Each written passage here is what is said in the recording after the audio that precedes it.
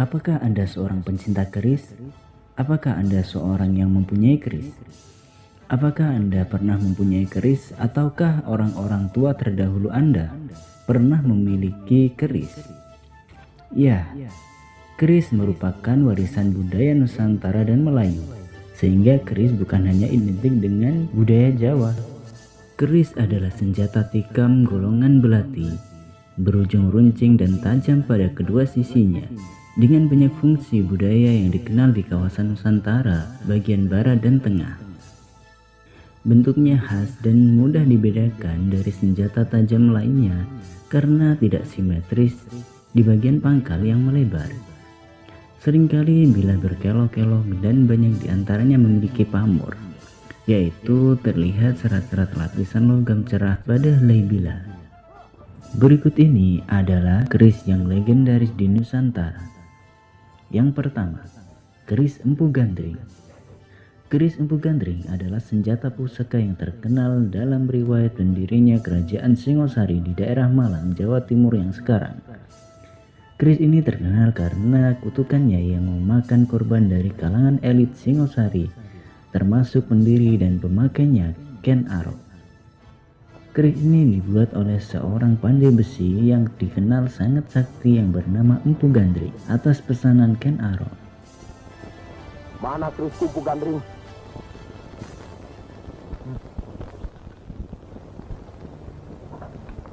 Seperti yang pernah kujanjikan, keris ini baru sempurna setelah 1 tahun Kenaro.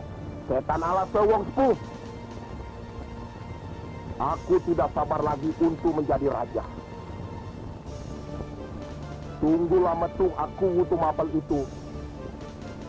Akan kubunuh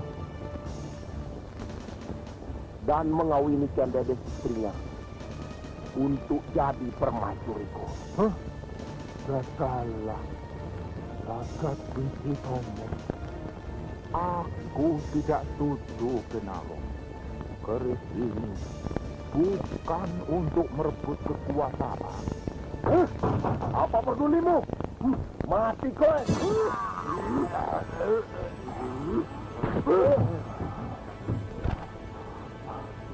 Arok, Kenarok.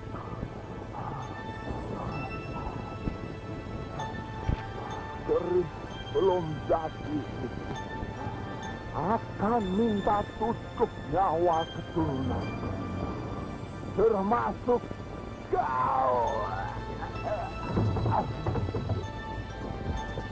Kutukan Empu Gandring terhadap dinasti Singosari ternyata menjadi kenyataan. 7 orang, termasuk keturunan Ken, tewas terbunuh. Tunggul Ametung mati. Kebo Ijo, Ken Arok, Anusapati, Tohjaya, dan Ranggawuni tewas oleh keris Empu Gandring itu. Yang kedua, keris pusaka Setan Kober atau yang disebut Kiai Setan Kober. Kiai Setan Kober adalah nama keris milik Adipati Cipang Arya Penangsang. Keris ini dikenakan pada waktu ia perang tanding melawan Sutawijaya. Suatu saat tombak Kiai Pleret yang dipakai Sutawijaya mengenai lambung Arya Penangsang hingga ususnya terbuai.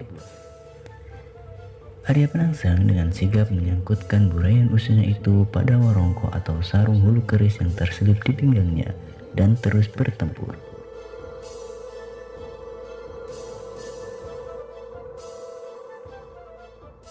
Yang ketiga, keris Kiai Sengkelat. Keris Kiai Sengkelat memiliki pulung siapa yang menguasainya akan menggenggam takdir menjadi raja di tanah Jawa. Tutu Resi Hayung Tingkir. Kabar tentang berakhirnya bencana pagebluk di Majapahit terdengar hingga ke Blambangan, kerajaan yang menjadi saingan politik Majapahit. Adipati Blambangan heran dan takjub dengan keberhasilan Majapahit mengatasi prahara tersebut. Dari laporan Telik Sandi diketahui bila wabah tersebut dapat ditanggulangi dengan tuah sebilah keris. Keris Kiai Sengkelat bukan barang sembarangan. Keris itu dibuat Jakasupa dari logam pemberian Sunan Kalijaga. Awalnya Sunan Kalijaga ingin membuat sebilah pisau untuk menyembelih hewan kurban. Tetapi Jakasupa tidak membuatkan sebilah pisau. Jakasupa justru membuatkan Sunan Kalijaga sebilah keris pusaka.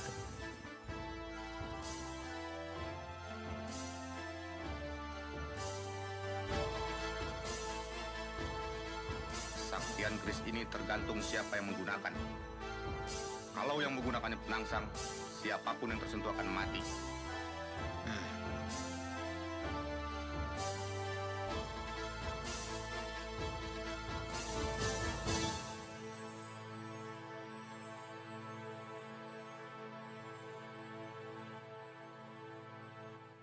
Yang keempat, keris pusaka naga sasra dan sabuk inten. Keris pusaka naga sasra dan sabuk inten adalah dua benda pusaka peninggalan Raja Majapahit. Nama keris naga sasra menjadi terkenal karena menjadi topik dalam cerita silat karya S.H. Mintarja. Diceritakan bahwa Maesa Jenar, salah satu muridnya Syekh Siti Jenar, mantan perwira tinggi kerajaan Demak pada masa kerajaan Demak Bintoro. Ia mencari kedua benda pusaka tersebut yang konon bagi siapa saja yang mendapatkannya akan menjadi pewaris sah tahta kerajaan Demak. Yang kelima, keris Kiai Condong Campur. Condong Campur adalah salah satu keris pusaka milik kerajaan Majapahit yang banyak disebut dalam legenda. Keris ini dikenal dengan nama Kanjeng Kiai Condong Campur. Ketika kerajaan Majapahit sudah mencapai masa kejayaannya, terjadi banyak sekali perbedaan, heterogenitas di negeri itu. Heterogenitas ini menyebabkan terjadinya perpecahan di masyarakat, baik dari aspek agama, budaya, kasta, dan sebagainya. Paling tidak ada golongan yang memiliki perbedaan pandangan sangat tajam pada masa itu. Golongan pertama yaitu golongan pemilik modal, pedagang, dan pejabat.